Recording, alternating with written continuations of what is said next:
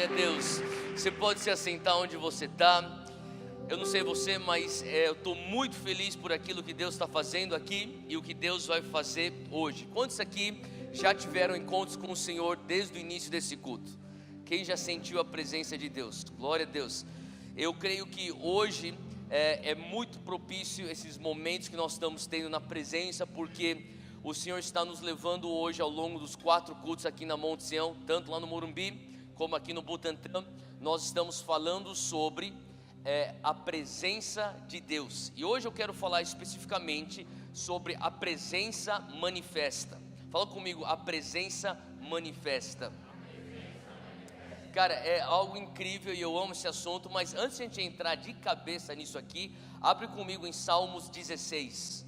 Salmos 16, versículo 11. Salmos 16 é um dos salmos que eu mais amo de todos os salmos, e versículo 11 é um versículo que fala sobre a presença de Deus. Então, abre aí comigo, Salmos 16, e a gente vai começar lendo. Tu me farás, versículo 11, tu me farás conhecer a vereda da vida, a alegria plena da tua presença, o eterno prazer à tua destra. Fala comigo, alegria plena. Sabe, você já parou para pensar que não existe uma alegria maior do que aquela que você pode encontrar na presença de Deus? Agora, quantos aqui gostam de futebol? Tá. Quantos aqui gostam de ir para o estádio torcer para o teu time? Eu queria ter ido ontem para o estádio do Morumbi, eu não consegui, porque eu estava no Rio de Janeiro, mas eu imagino que teria sido uma explosão de alegria, 3 vezes gritar gol em cima do Corinthians. Mas essa alegria que o salmista está falando aqui, é uma alegria até maior do que a alegria que você sente no estádio. É uma alegria maior do que você sente na formatura. Quantos aqui estão se formando este ano? Levanta a mão se você está para se formar este ano. Quem está feliz que você está para se formar este ano? Glória a Deus. Vamos dar uma salva de palmas para os nossos estudantes. Glória a Deus. Deixa eu perguntar aqui, quantos vão se casar este ano? Quem está para casar esse ano? Glória a Deus. Uma salva de palmas para a galera que vai se casar. E se você quer se casar esse ano, toma isso por fé agora, em nome de Jesus também. Cara, a palavra de Deus fala que maior alegria do que você casar, ter um filho, você ver teus filhos casarem ou se formarem, ele fala, existe uma alegria que ela é plena, e essa alegria só se encontra na presença de Deus. Agora, não só você encontra alegria plena na presença de Deus, ele fala que existe prazer. Olha só o que está escrito na última frase do versículo 11, eterno prazer à tua destra. Então não é qualquer tipo de prazer que nessa terra você pode experimentar. Ele está falando sobre um eterno prazer. Então é isso que eu amo sobre a presença de Deus, porque ela é eterna, ela é plena. E muito daquilo que a gente experimenta aqui nessa terra pode ser muito bom, mas nós sabemos que não é pleno e não é eterno. Então, quando a gente fala sobre a presença de Deus, eu queria começar falando que a palavra de Deus, a Bíblia, deixa de uma maneira clara algumas expressões da presença de Deus. E eu quero falar especificamente sobre a presença manifesta de Deus. Então, se você está anotando, anota aí comigo. Se você não está anotando, anota também. Então, eu tenho 3 pontos. E o primeiro ponto eu quero falar, fazer uma pergunta. O que é a presença manifesta de Deus? Então, nós vamos falar sobre o assunto da presença manifesta de Deus.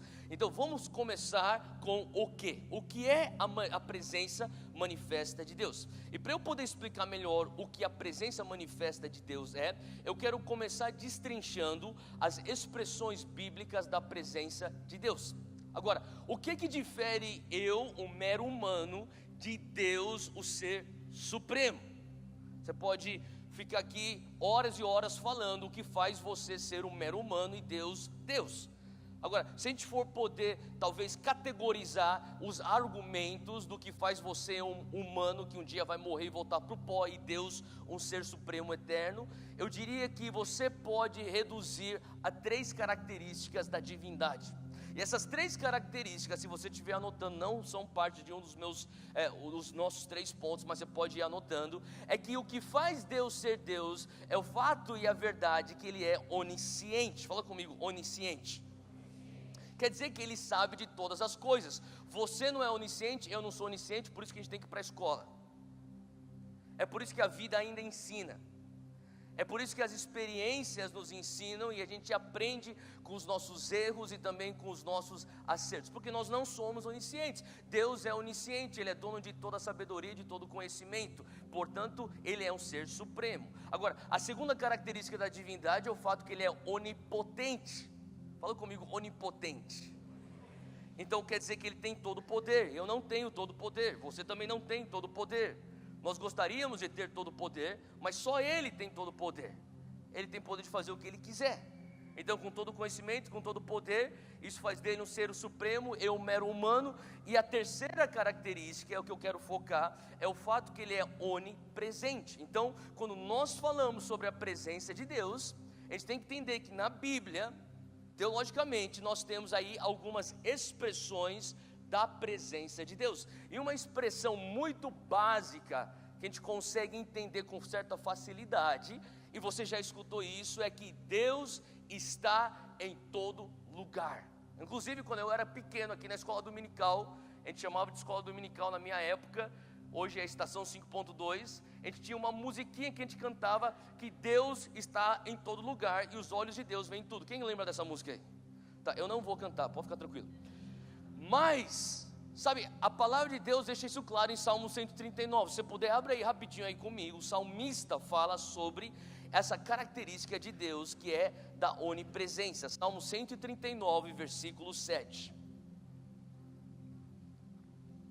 Davi fala assim: para onde eu poderia escapar do teu Espírito? Com E maiúsculo, ele está falando sobre o Espírito Santo. Ele fala: para onde que eu poderia escapar do teu Espírito? Versículo 7 ainda: para onde eu poderia fugir da tua presença? Se eu subir aos céus, lá estás. Se eu fizer a minha cama na sepultura, também lá estás. Davi está falando aqui sobre a onipresença de Deus. Quantos aqui acreditam que Deus está nesse lugar agora? Tá. Agora, você também entende que para fora desse prédio, na calçada aqui na avenida, Deus também está aqui. Você entende também que, vamos falar, lá na Paulista, na Vida Paulista, nesse exato momento, Deus está lá. Deus também está no Chile, Deus está na Argentina, Deus está no Japão, Deus está na África do Sul, Deus está no Polo Norte. Nesse exato momento, Deus está lá na Europa. Faz sentido? Ele é onipresente, e é por isso que Davi fala assim: para onde que eu vou fugir? Eu não consigo fugir. Eu vou lá para o céu, você está lá. Eu vou lá para a profundidade do oceano, você está lá. Eu vou me esconder numa caverna, você está lá. Como que eu vou fugir do teu Espírito? Como que eu vou fugir da tua presença? Não tem como, porque Deus, tu és onipresente. Agora, se for parar para pensar até, mas como é que então isso encaixa com tantas orações que nós fazemos aqui na igreja? Nós pedimos: Deus, eu quero que o Senhor entre no meu coração. Pô, se o cara está em todo lugar, ele não precisa entrar no meu coração. Eu não sei se já parou para pensar nisso. É o que nos leva então para a segunda expressão da presença de Deus. Fala comigo: presença interna. Quantos aqui nasceram de novo? Levanta a mão se você tem certeza do teu novo nascimento. Se você tem certeza do teu novo nascimento, você experimenta não só a presença da onipresença dele, você também está experimentando a presença interna dele. Ele foi e fez morada dentro do teu coração. Você tem certeza? Eu lembro até hoje, quando eu orei a oração para pedir para Jesus entrar no meu coração e fazer tudo novo. Quem lembra de quando você orou essa oração? Eu espero que todo mundo que falou que nasceu de novo lembre desse dia. Eu lembro porque foi, na verdade, quem aqui conhece a tia Teresa aqui da igreja?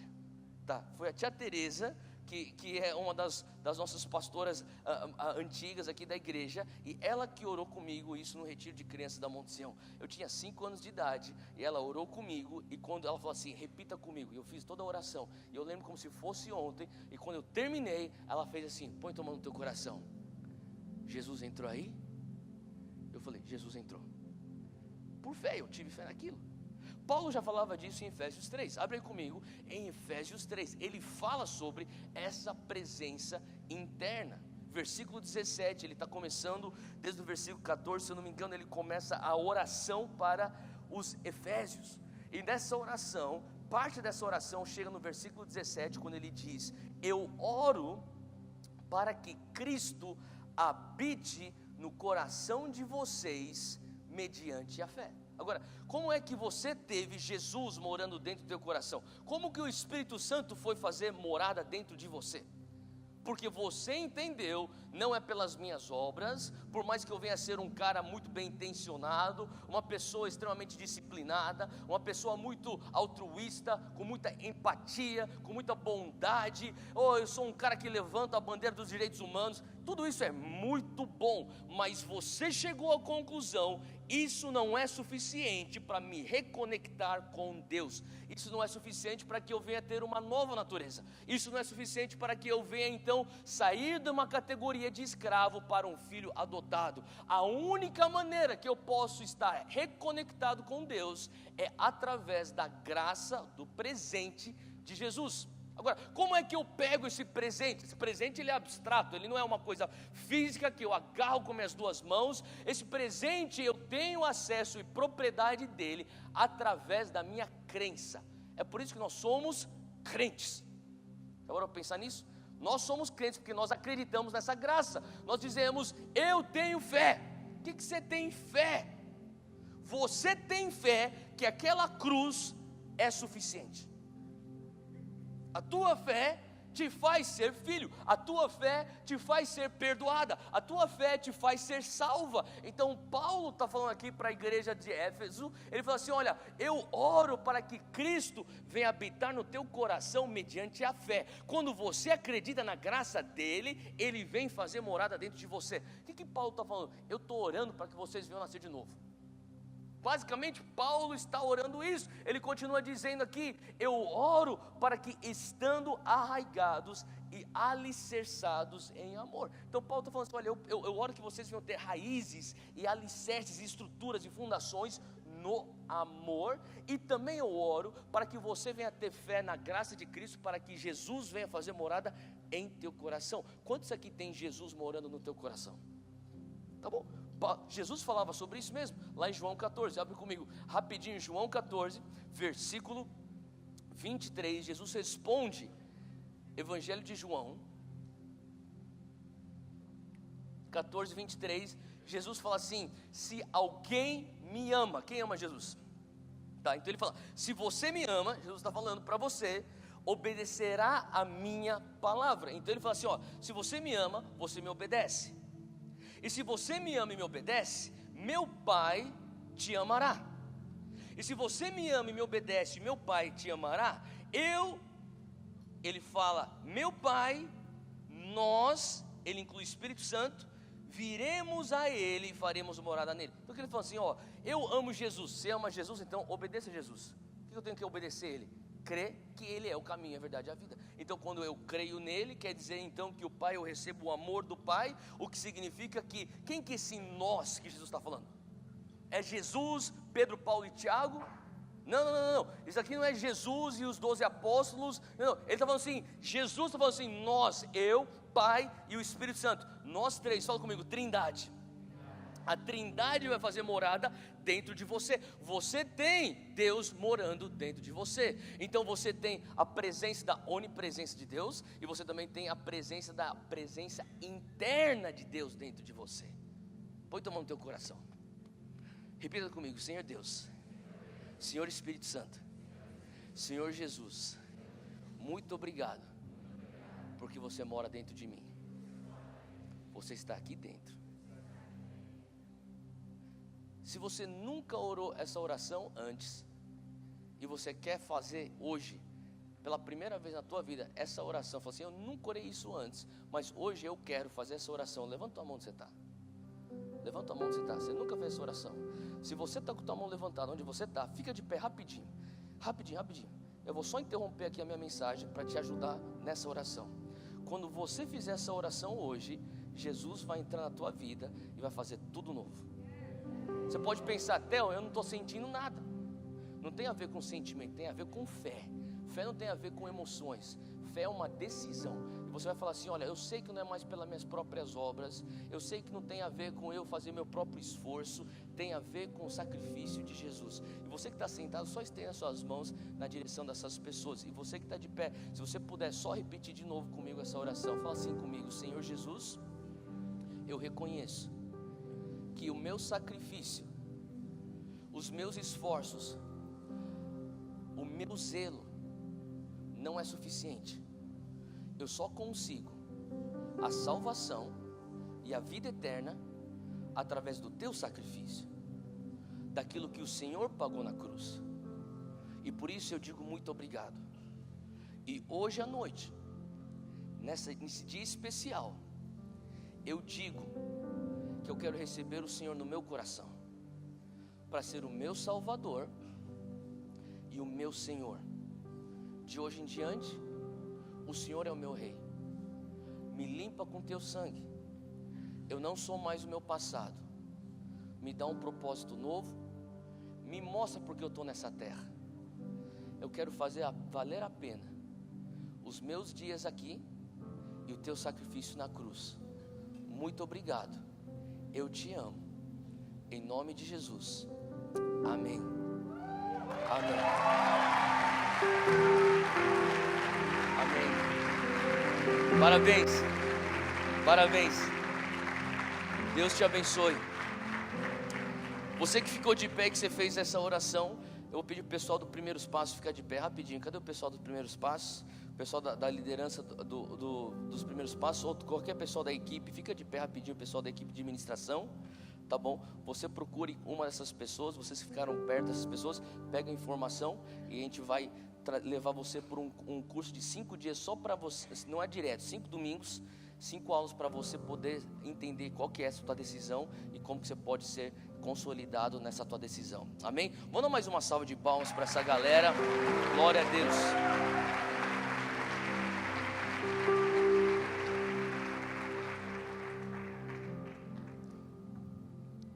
Jesus responde: se alguém me ama, obedece a minha palavra, meu Pai o ama, e nós viremos a Ele e faremos morada nele. É o que aconteceu nesse exato momento. Jesus foi e fez morada no teu coração. Então nós temos a onipresença de Deus em todos os lugares. Nós temos a presença interna de Jesus nos nossos corações, como aconteceu agora. E nós temos a presença manifesta de Deus, que é o que eu quero falar hoje. E abre comigo em Gênesis 28. Esse texto ilustra a presença manifesta de Deus. Isso aqui é Jacó, e se você recorda, Jacó, ele roubou a bênção da primogenitura de seu irmão mais velho, Esaú. E Jacó deu o golpe no irmão, e o irmão descobriu, e tinha todo aquele lance que a mãe favorecia Jacó, o pai queria Esaú, e enfim, era uma família disfuncional. Quantos aqui vêm de uma família perfeita? Levanta a mão. Se você levantar a mão, você é um mentiroso. Então, ninguém tem família perfeita, e essa família também não era perfeita.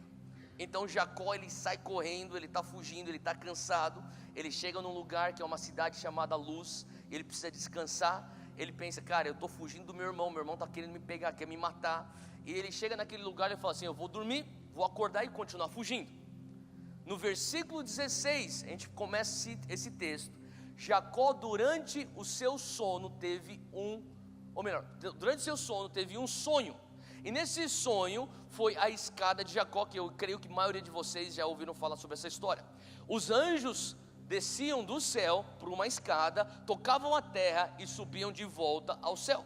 E quando Jacó acorda, no versículo 16, diz assim que ele acordou do sono, ele disse: sem dúvida o Senhor está neste lugar, mas eu não sabia. Versículo 17, Jacó teve medo e disse: temível é este lugar, não é outro senão a casa de Deus, esta é a porta dos céus. E na manhã seguinte, Jacó pegou a pedra que tinha usado como travesseiro, colocou-a em pé como coluna e derramou óleo sobre o seu topo, e deu um nome àquele lugar de Betel, embora a cidade anteriormente se chamasse Luz. Agora, olha só, presta atenção. Jacó então ele acorda e ele tá naquela pressa, porque ele está fugindo. Se puder, na semana, ler esse texto, de Gênesis 28, e Jacó, eu imagino ele está tentando pegar as coisas dele, ele está acordando, refazendo a mala dele, e de repente ele pensa, mas que sonho maluco que eu acabei de ter. Eu tive um sonho que eu tinha uma escada, que abria-se o céu, descia uma escada, os anjos desciam na escada e subiam essa escada, e ele está pensando, que coisa mais doida. De repente ele para, versículo 16, ele para, olha só o que está escrito, ele diz: sem dúvida o Senhor está neste lugar, mas eu não sabia. Quantos de vocês já estiveram numa situação onde você pode estar num culto, você pode estar numa reunião do teu link, você pode estar numa, sei lá, numa vigília, você pode estar junto com os irmãos, sei lá, sozinho no quarto, tocando violão, escutando um louvor no teu carro, e de repente você percebe, opa, Deus está aqui. Você já passou por isso? É o que aconteceu com Jacó. Jacó está na rotina dele, de repente ele, Deus está aqui. E ele começa a ser tomado pelo temor de Deus. O que está acontecendo aqui? Deus está falando assim: olha, Jacó, eu escolho me manifestar para você agora. E Jacó percebe a presença manifesta de Deus. Sabe, você, ou melhor, todos nós, seres humanos, temos a onipresença de Deus. Todos os cristãos, os crentes, os nascidos de novo, têm a presença interna de Deus. Mas para você ter acesso à presença manifesta de Deus, você tem que dar as circunstâncias e a atmosfera adequada para ele se manifestar. Obviamente ele é soberano, ele vai se manifestar quando ele quiser, como ele quiser, mas nós temos uma parte em preparar o caminho e preparar o lugar para que ele venha.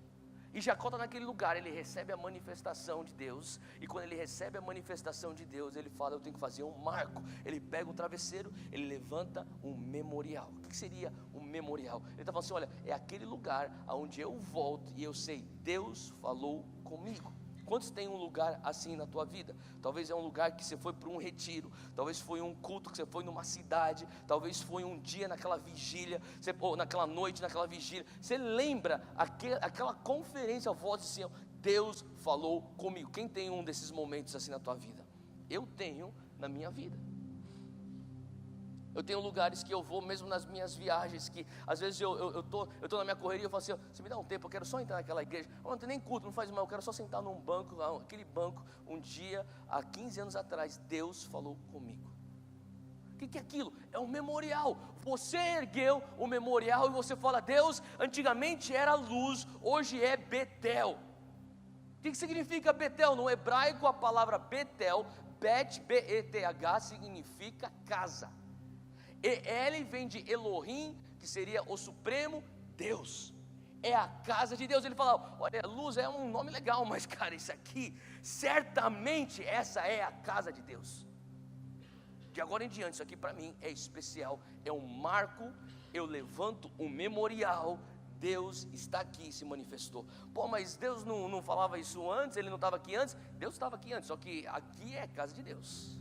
Então você tem na tua jornada com Jesus, com o Espírito Santo, os lugares, você tem as datas que são como Betel para você, aonde você experimentou a manifestação da presença de Deus. E o que seria essa manifestação da presença de Deus, além daquilo que você já ora no Pai Nosso? Venha o teu reino, seja feita a tua vontade, assim na terra como no céu. O que é isso? É o portal que se abre no sonho de Jacó e desce o pedaço do céu e toca a terra. Aquele momento quando você experimenta a presença manifesta de Deus, é o momento onde o céu toca a terra. Você fala: cara, o que é isso? Quantos já estiveram aqui no momento de adoração? Você fala assim: cara, esse negócio aqui é sinistro demais, isso aqui é algo celestial. Quem já experimentou isso? É uma atmosfera. Você fala assim: cara, o que é isso? Eu estou falando para você, é o momento onde Deus manifesta a presença, que pode ser dito também como o céu tocou a terra. É o que está acontecendo aqui. Então, o que seria então a presença manifesta de Deus? Uma experiência de Betel. Agora, abre comigo em Êxodo, capítulo 33. Êxodo 33 é um outro texto que fala sobre a presença manifesta.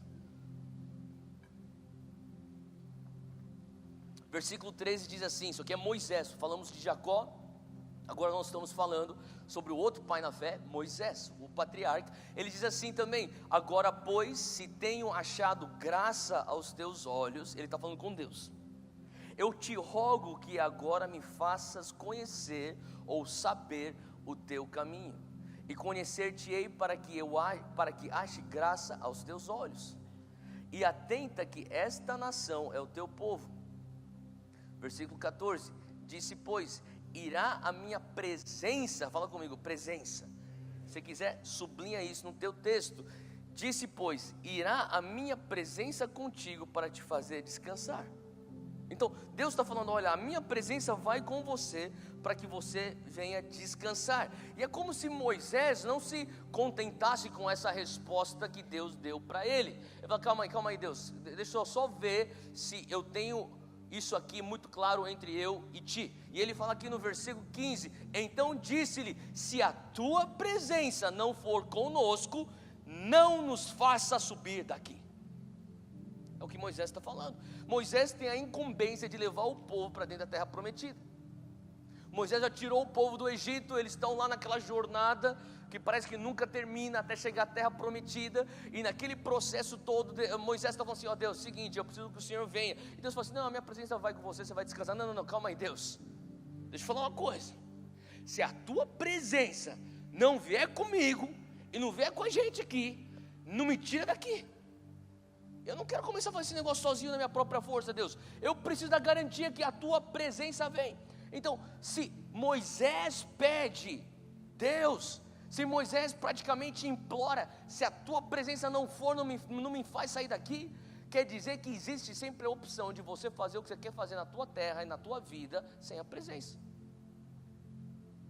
E está cheio de gente simplesmente contente com a onipresença. Fiz uma oração uma vez que eu era adolescente lá na igreja, lá dos meus avós, lá, Jesus mora dentro de mim, e você está tocando tua vida, e para você está tranquilo, e Moisés fala, não, para mim não está tranquilo não, cara, eu preciso que a tua presença venha comigo. Por quê? Porque tem a opção da presença não ir. Sabe o que é da vontade de Deus pôr uma fome no teu coração pela presença dEle, que você faça a oração de Moisés, a tua oração, que diz, Deus, se a tua presença não for comigo, eu não quero esse emprego. Se a tua presença não for comigo, eu não quero me meter nesse relacionamento. Se a tua presença não for comigo, eu não quero nem entrar nesse casamento. Se a tua presença não for comigo, eu não quero essa amizade. Se a tua presença não for comigo, eu não quero essa promoção. Se a tua presença não for comigo, eu não quero nem esse ministério.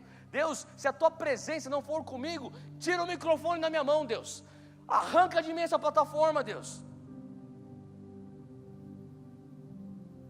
Deus quer que você tenha uma paixão tão intensa pela presença dEle, que você fala, Deus, eu não importo com que as outras coisas que eu posso fazer nessa terra, os troféus que eu posso ganhar, os diplomas que eu venha conquistar, mas se a tua presença não for comigo, o que vale isso, Deus?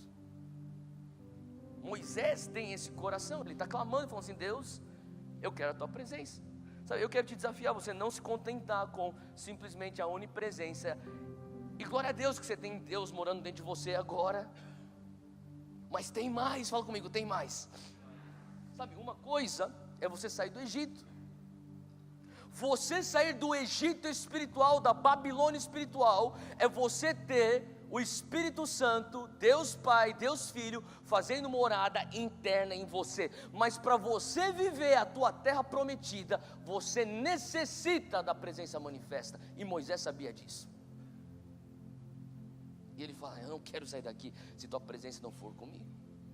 Agora, eu escutei uma vez um pastor que, uma vez ele estava pregando sobre a presença manifesta, ele usou isso como um exemplo. Ele falou assim, qual que é a diferença entre a presença manifesta e a presença da onipresença de Deus?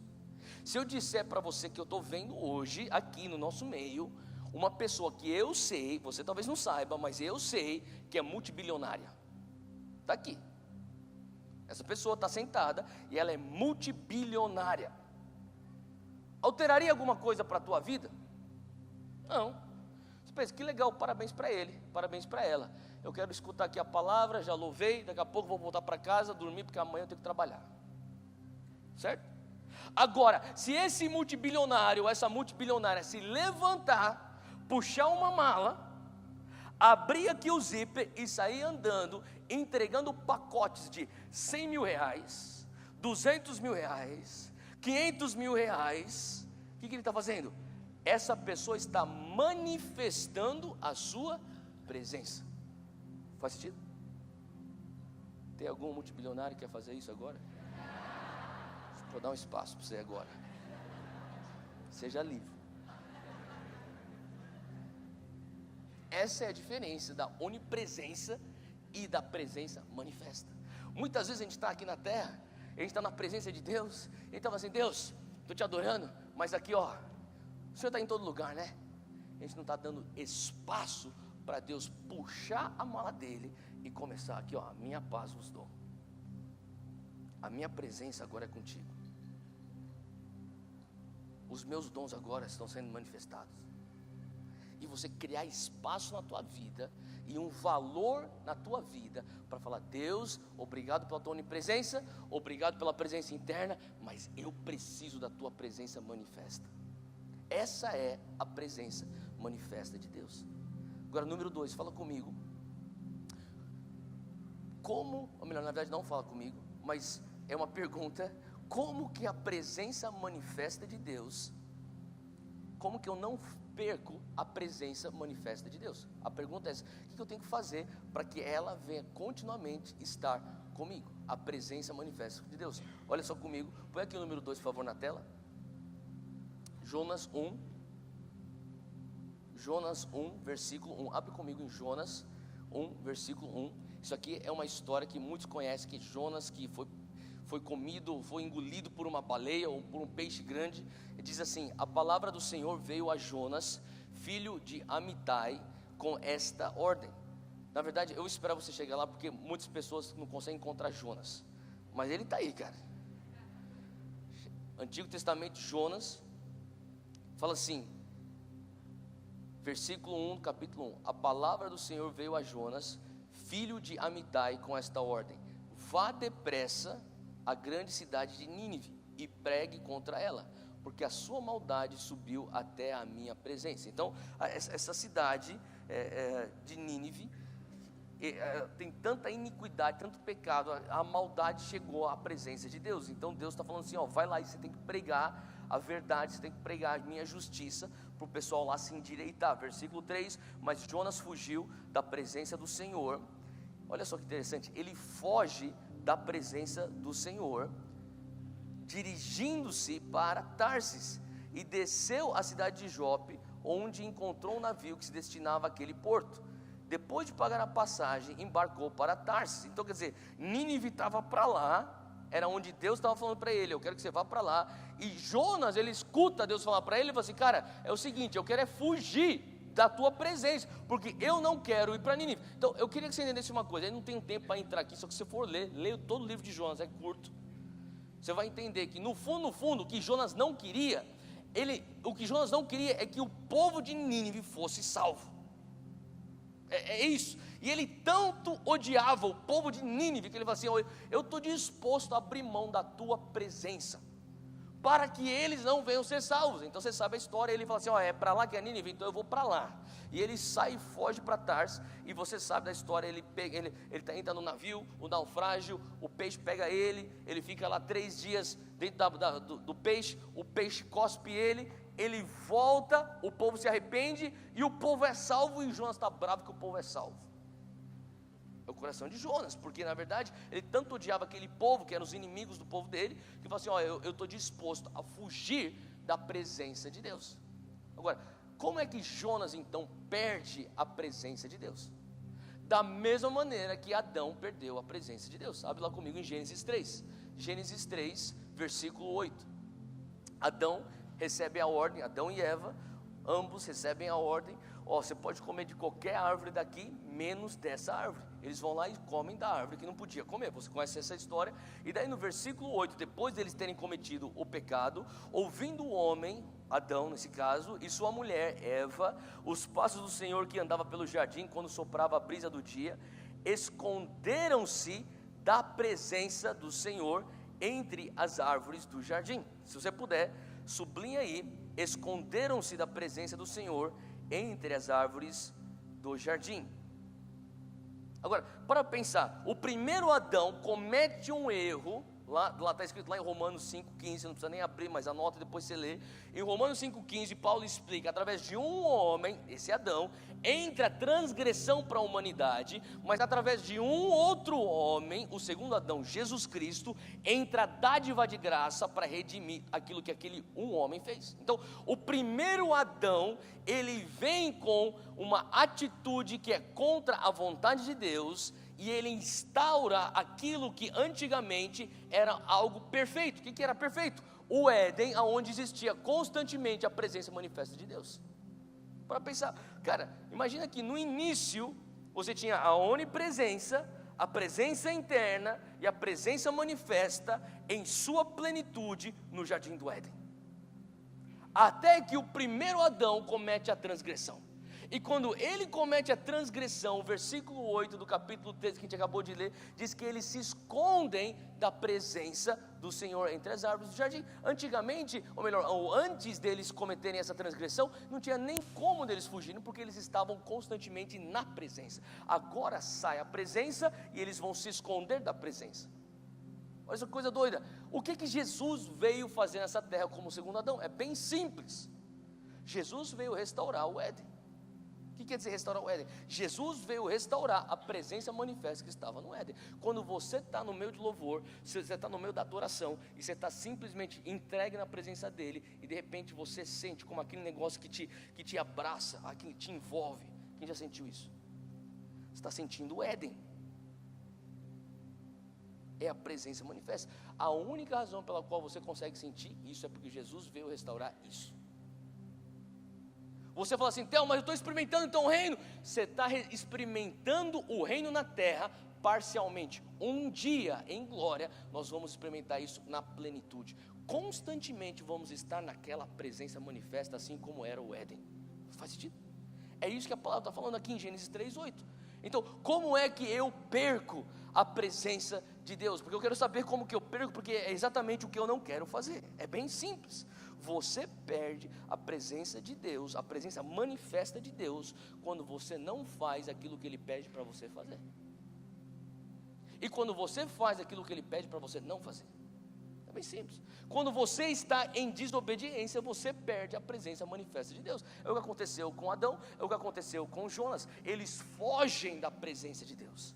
Agora, talvez você está aqui, você está nesse lugar hoje, você fala assim, Theo, eu tô longe da presença de Deus. Sabe, qual que é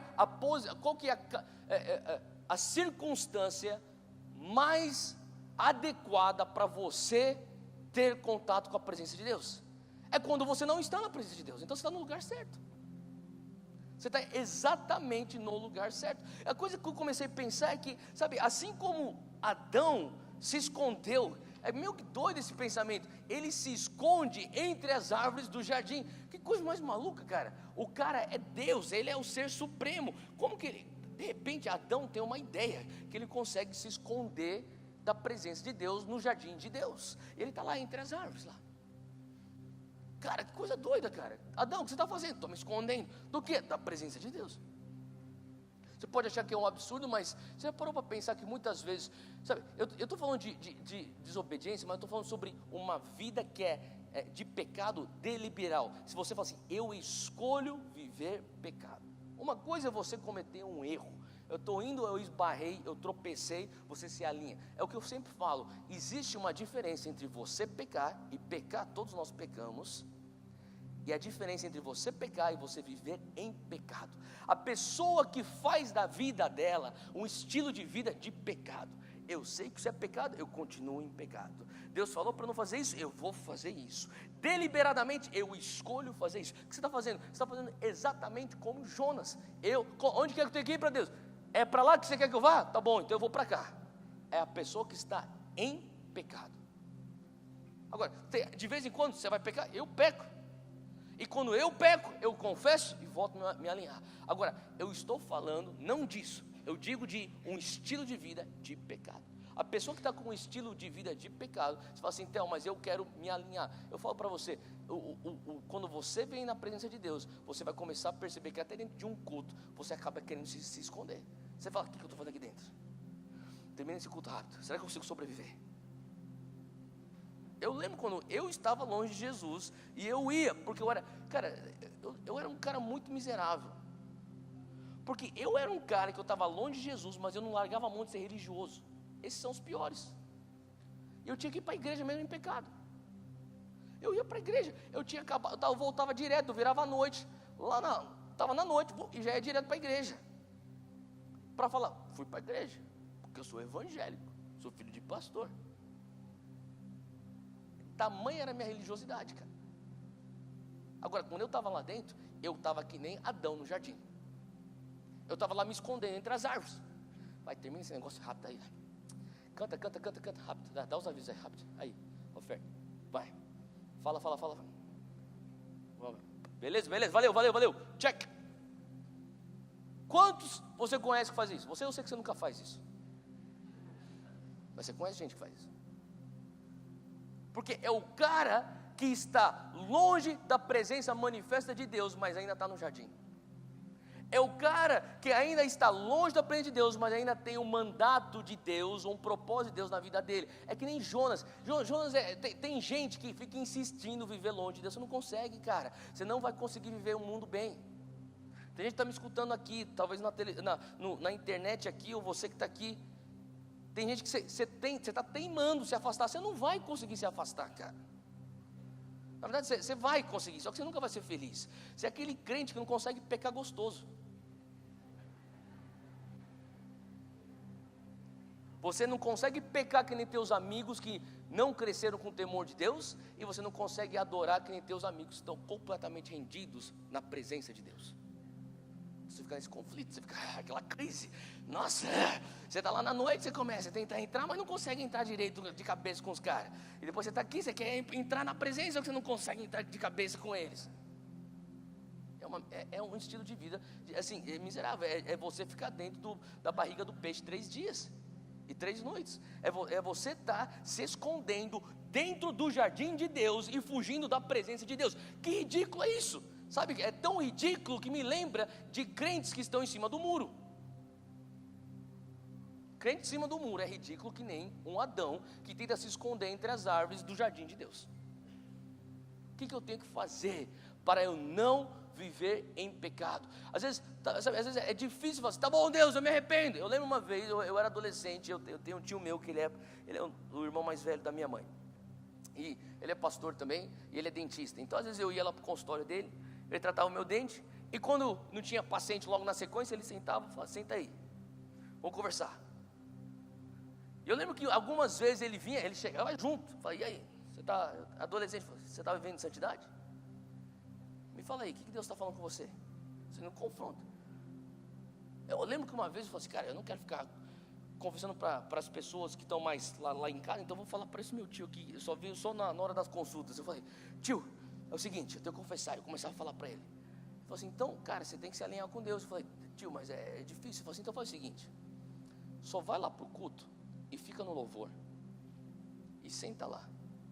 Mas é que eu não estou assim totalmente, sabe, alinhado. Ele falou assim, não, fica lá. Ele falou assim para mim, às vezes você chega tão sujo que você não tem nem, e cansado, e você levou tanta pancada lá fora, que você não tem energia para pegar o sabonete, e ficar esfregando, e pegar lá o esfregão, e ficar lá se limpando. Sabe o que você tem que fazer? Só entra debaixo do chuveiro e fica assim, ó. Falei, como assim, tio? Vai lá para o culto, senta lá no louvor, e só fica lá. Mas assim, não vou cantar, não faz mal, fica lá. Por quê? Tio, por que você está falando isso? Porque as águas da presença vão começar a te lavar. Não vai ser tão rápido como se você estivesse pegando uma escova e ficar, sai rapidinho, sai as nhacas. Só que de vez em quando você tem que respeitar o ritmo de cada um. Fica sentado aí e deixa a presença começar a fluir. E de repente você vai começar a olhar no chão, você vai começar a ver toda aquela água de lama saindo. E de repente você vai ver começar a esperança a voltar para você e falar, cara, está saindo. Olha só, essa sujeira não faz parte de mim. Eu pensava que eu era esse barro, mas o barro está saindo. E aquilo lá começa a te animar. Daí a pouco você pega o sabonete, você pega o escovão, você pega o shampoo, e daqui a pouco você está no teu processo de santificação. Faz sentido? Sabe, eu sei que tem pessoas aqui que você fala assim, cara, o que é isso que eu estou fazendo hoje aqui? Hoje você está só debaixo do chuveiro. É só isso que você precisa fazer hoje. Fica sentado aí, só debaixo do chuveiro. E daqui a pouco você vai começar a ver que a presença vai começar a te envolver. E você vai gostar. Você vai começar a ter saudade do tempo onde você vivia na presença manifesta. Você vai falar assim: Deus, eu quero voltar para isso. E Deus vai falar para você: então a gente vai ter que alinhar isso na tua vida. Faz sentido? Como que eu faço para não perder a presença? Eu quero estar alinhado com a tua vontade. É isso que eu tenho que fazer. Agora, número 3. O que é que a presença manifesta me ensina? Então essa é a terceira pergunta. O que eu aprendo uma vez que eu tenho contato com a presença manifesta? O que eu tenho que aprender uma vez que eu estou em contato com a presença? Abre comigo Isaías 6. Isaías 6, e esse aqui é o nosso último texto, a gente termina com Isaías 6.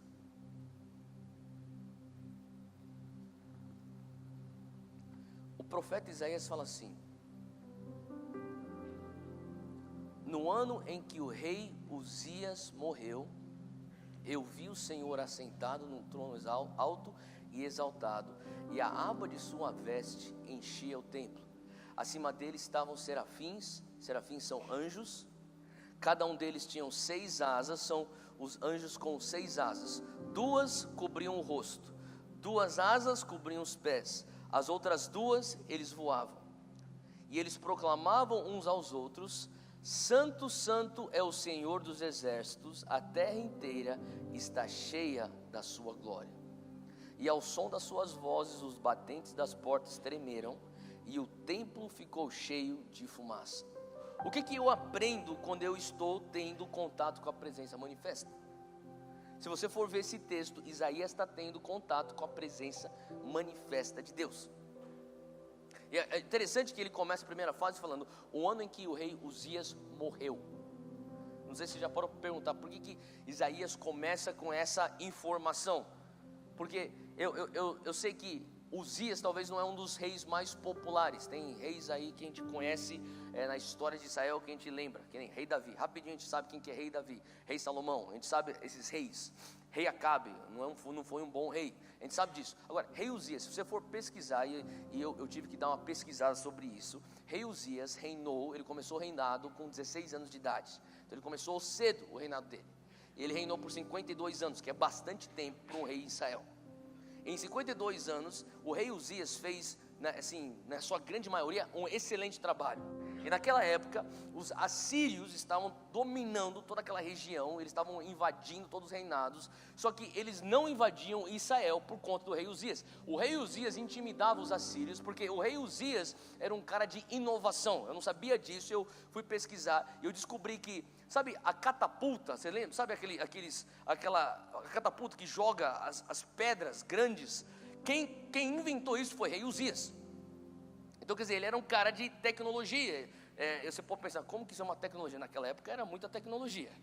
E ele não só isso, ele é um cara que voltou a trazer, sabe, um up na economia da época de Israel. E ele fez isso, ele levou prosperidade. Se você for ver e analisar a história do rei Uzias, você vai ver que ele faz tudo isso a partir de louvor e adoração. Ele começa a gerar uma cultura de apreço pela presença de Deus. Ele começa a pôr, então, a exaltar e investir em louvor e adoração. Os levitas, eles eram pessoas que eram extremamente celebradas no reinado do rei Uzias. Então, aquilo começou a atrair a presença, começou a aumentar, então, a prosperidade do povo, começou, então, a aumentar a força militar deles. Eles não eram atacados pelos assírios. O rei da Síria tinha medo de chegar perto do rei Uzias, eles tinham vitórias nas suas batalhas. Agora, olha só que coisa doida, o rei Uzias era muito celebrado, ele era respeitado, mas Isaías fala, no ano em que ele morreu. Por que ele põe essa informação? Porque o dia que ele morre, começa um ponto de interrogação na nação de Israel. Eles estão pensando, cara, Uzias morreu. A única razão que os assírios não tenham ainda invadido a nossa terra é porque Uzias estava vivo, agora ele morreu. Era como se a esperança de Israel estivesse num rei chamado Uzias. E Isaías, ele fala assim, olha, no ano em que ele morreu, aonde existe o medo, existe a interrogação, existe a dúvida, ele diz assim, eu vi o Senhor assentado no alto trono e exaltado, e a aba de suas vestes enchia o templo. Sabe qual que foi a maior revelação de Isaías nisso aqui tudo? A gente sabe, ele viu os serafins, ele viu os anjos. E a maior revelação que Isaías teve foi: um rei com R minúsculo morre, mas existe um rei com R maiúsculo que continua reinando. Sabe, eu acho que é isso que acontece quando a gente entra em adoração. Que você entra aqui com as dúvidas: caraca, o meu rei Uzias morreu, foi despedido. O meu rei Uzias morreu, está uma crise lá em casa. O meu rei Uzias morreu, olha minha conta bancária. O meu rei Uzias morreu, as coisas não estão indo como eu queria. Mas quando você entra na presença de Deus, olha só o que Isaías fala: eu vi o Senhor assentado num trono alto e exaltado. Fala para quem está ao teu lado: Deus ainda está no trono. Sabe, às vezes você precisa da adoração para você ter uma perspectiva correta do que está acontecendo. Às vezes sem adoração você só vê rei Uzias morrendo na tua vida. E você precisa voltar para a presença dele e falar assim: Deus, rei Uzias, eles chegam, eles vão, se levantam, são derrubados, aparecem, são derrotados, uns vencem, outros perdem.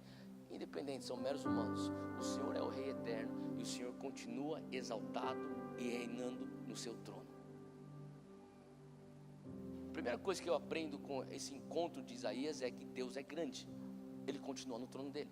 Deus é grande, tão grande que a aba das suas vestes preenche o templo. Olha só o texto aqui comigo, continua comigo. Ele diz assim, e não só a aba da sua veste preenche o templo. Ele fala aqui que a terra, versículo 3, a terra inteira está cheia da sua glória. Ao som das suas vozes, os batentes das portas tremeram e o templo ficou cheio de fumaça. Então a primeira coisa que eu aprendo é: Deus é grande. A segunda coisa, continua aqui no texto de Isaías, versículo 5, ele fala: eu gritei, ai de mim, eu estou perdido, pois eu sou um homem de lábios impuros e vivo no meio de um povo de lábios impuros. Agora, coisa doida, ele fala assim: olha, eu estou vendo o Senhor exaltado, eu vejo os anjos com 6 asas, e você guarda esse detalhe, porque daqui a pouco tem uma passagem paralela com os anjos de 6 asas. Os anjos estão falando santo, santo, santo, guarda esse detalhe também. Toda vez que você tem adoração, você tem, eles não estão falando que ele é fiel, fiel, fiel, porque Deus é fiel, concorda comigo? Deus é poderoso, não é? Mas eles não estão falando poderoso, poderoso, eles estão falando santo. Eu estou vendo tudo isso aqui. De repente, ele fala aqui no versículo 5, olha só comigo, ele diz aqui no versículo 5, que os meus olhos viram o rei. Sabe o que acontece na adoração? Na presença manifesta de Deus, sempre na presença manifesta de Deus, Deus desvenda os olhos. Sempre na presença manifesta de Deus, é o que Jacó fala: ele está aqui, e eu nem sabia. É os momentos eurecas que você tem na presença de Deus. Você não sabe o que fazer na tua vida, você não sabe aonde é o teu futuro, você não sabe o que está acontecendo na tua vida. Você está falando assim: eu estou preso numa confusão. Vai adorar. Vai adorar, porque quando você adora, ele desvenda os seus olhos, e os teus olhos vão começar a ver. E ele começa a ver o que? Deus, eu sou carente. Sabe que coisa doida? É que muitas vezes, quando você não tem seus olhos desvendados, sabe, a gente tem essa mania de fazer Deus encaixar no nosso mundo. Deus, minha crise, entra aqui na minha crise e resolva. Deus, o pau está quebrando aqui em casa, é melhor o Senhor entrar aqui dentro. Deus está falando assim: deixa eu abrir seus olhos para você entender quem você é. Você é um mero mortal, eu sou o rei que estou exaltado. Agora a pergunta é: como que isso aqui se encaixa no teu plano maior? Porque se isso aqui parece tão grande, eu consigo enxergar que o Senhor é muito maior ainda. Na perspectiva da tua grandeza, isso aqui que parece grande se torna agora minúsculo. É questão de perspectiva. Faz sentido? E ele começa a enxergar.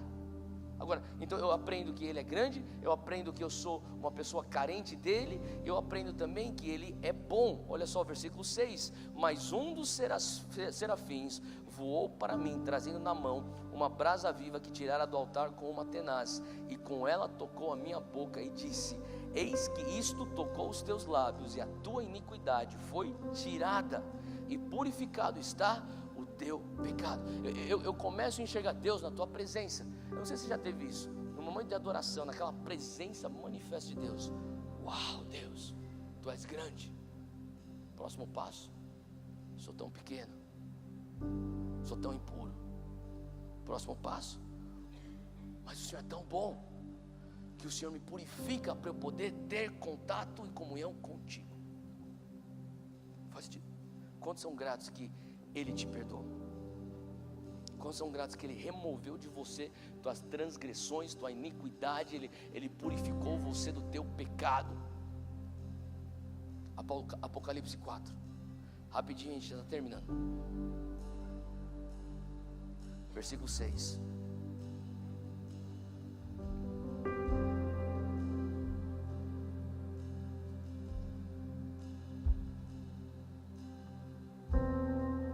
Diz assim que no centro, ao redor do trono, havia 4 seres viventes cobertos de olhos, tanto na frente como atrás. O primeiro ser parecia um leão, o segundo parecia um boi, o terceiro ser tinha o rosto de homem, o quarto ser parecia uma águia em voo. Cada um deles tinha 6 asas, lembra das 6 asas dos anjos? E era cheio de olhos, tanto ao redor como por baixo das asas. Dia e noite repetiam sem cessar: Santo, Santo, Santo é o Senhor, o Todo-Poderoso, que era, que é e que há de vir. Sabe, eu fico pensando, Deus, toda vez que você começa, toda vez que eu estou na Tua presença, eu começo a ter a minha visão aberta, e a única coisa que eu posso falar é Santo, Santo, Santo. Eu não estou pedindo poder para resolver o BO que está passando na minha vida. Eu não estou pedindo a Tua fidelidade para te lembrar que eu estou precisando. É como se as minhas crises começam a perder significância. A única coisa que eu posso falar é: Tu és santo. E o que quer dizer santo? Santo quer dizer Ele é exclusivo, Ele é separado, Ele está num outro patamar. A única coisa que eu posso é reconhecer: Tu és grande, Tu és santo, Tu és bondoso, o Senhor é santo, o Senhor é santo, o Senhor é santo, porque eu vejo a Tua bondade. Salmo 103 diz que assim como o Oriente está do Ocidente, o Senhor afasta de mim das minhas transgressões. É a bondade dele. Quando ele pega aquele carvão, aquelas brasas vivas, ele toca na boca do profeta, ele fala assim: uau, eu vejo Tua bondade. O Senhor acabou de me separar das minhas transgressões. Tu és santo, Tu és santo. Está na presença. Tudo que a gente precisa está na presença. Fica de pé onde você está. Eu quero só ler o último versículo para você.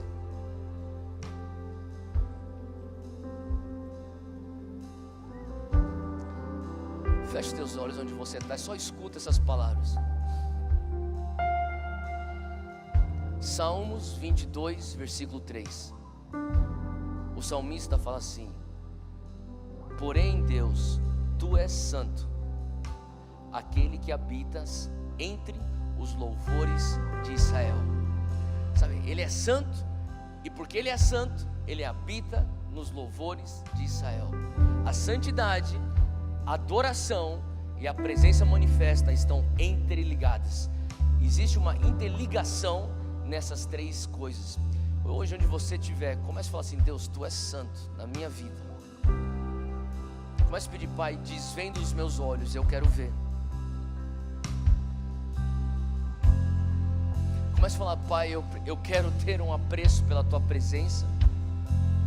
Eu quero ter encontros com a Tua presença manifesta. E quando eu encontro a Tua presença, eu quero que o Senhor venha desvendar os meus olhos, para que eu venha enxergar a Tua grandeza, a minha carência e a Tua bondade. E uma vez que eu passo por isso, a coisa mais natural para eu falar é: santo, santo, santo, santo, santo. Erga suas mãos onde você está e comece a falar: Santo, Tu és santo. Entoa para Ele agora a tua adoração. Como que é isso? Sei lá, abre tua boca e comece a expressar o teu coração. Expressa tua paixão para Ele. Assim como os anjos, como os seres viventes. Fala para Ele: Tu és santo, santo, santo, santo. Eu sou impuro. Hoje Ele vem, Ele te purifica. Na presença você está tendo a tua transgressão sendo removida de você. Hoje Ele está te alinhando.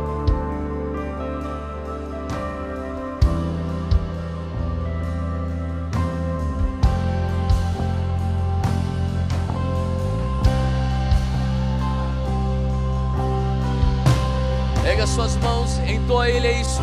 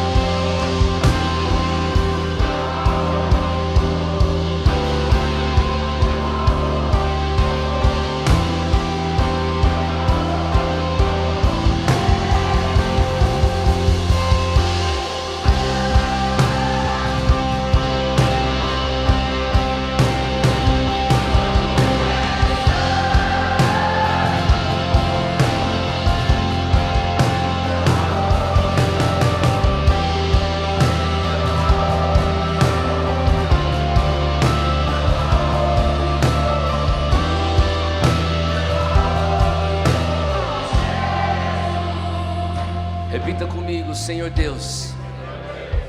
Fala bem forte, Senhor Deus. Muito obrigado, porque o Senhor é onipresente, mas o Senhor mora dentro de mim. Muito obrigado, porque não apenas o Senhor mora em mim, o Senhor está sobre mim. O Senhor me cerca e o Senhor manifesta a tua presença. Abra os meus olhos. Eu quero ter a tua perspectiva. Eu quero poder te adorar na tua presença e junto com os anjos dizer que tu és santo. Nessa noite, põe no meu coração um zelo por ti e um valor pela tua presença. Em nome de Jesus. Amém. Aplauda Jesus onde você está.